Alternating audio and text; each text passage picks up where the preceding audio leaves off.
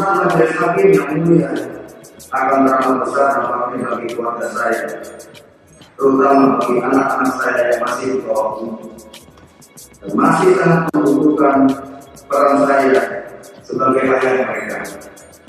Oleh karena itu, permohonan saya, permohonan istri saya, permohonan kedua anak saya yang masih kecil, serta permohonan keluarga besar saya kepada majelis hakim yang mulia, akhirlah penderitaan kami dengan membebaskan saya dari segala dakwaan.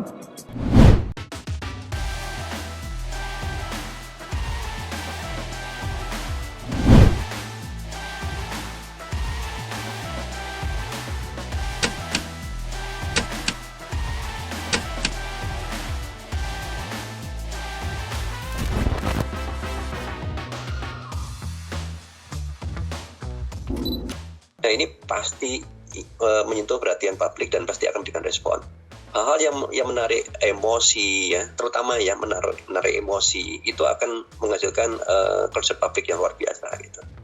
Nah, jadi saya lihat ini hal yang sangat wajar ketika publik merespon soal Juliari, karena kasus ini ibaratnya melawan akal sehat kita gitu, ya.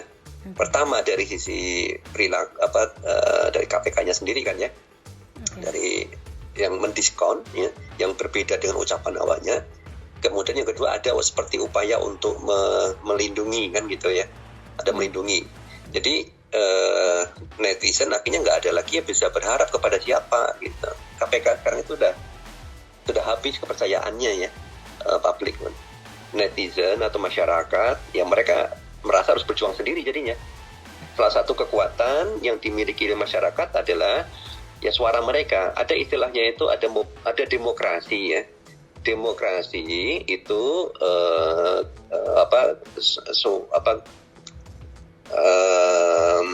kekuasaan atas suara rakyat ya. Tapi yang suci kan, demokrasi itu harusnya kan gitu ya. Jadi dari vote itu yang jujur. Nah, ada juga namanya mobokrasi, Mbak. Mobokrasi itu adalah keputusan yang didorong oleh suara rame-rame sekelompok masyarakat. Akhirnya mereka bersuara. Nah, dengan suara-suara ini harapannya ada satu perubahan, menjadi satu pressure ya.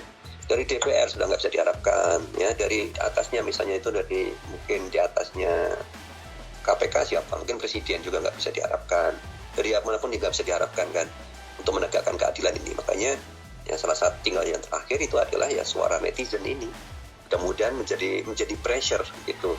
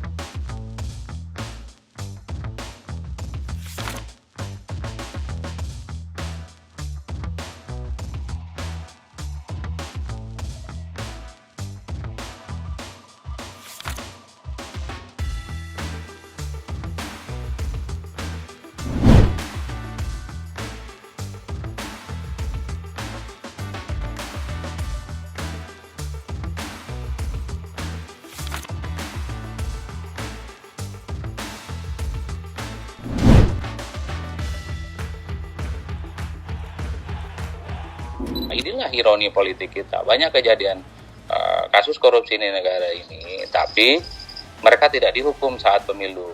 Di PDIP kan Juliari orang biasa saja sebenarnya.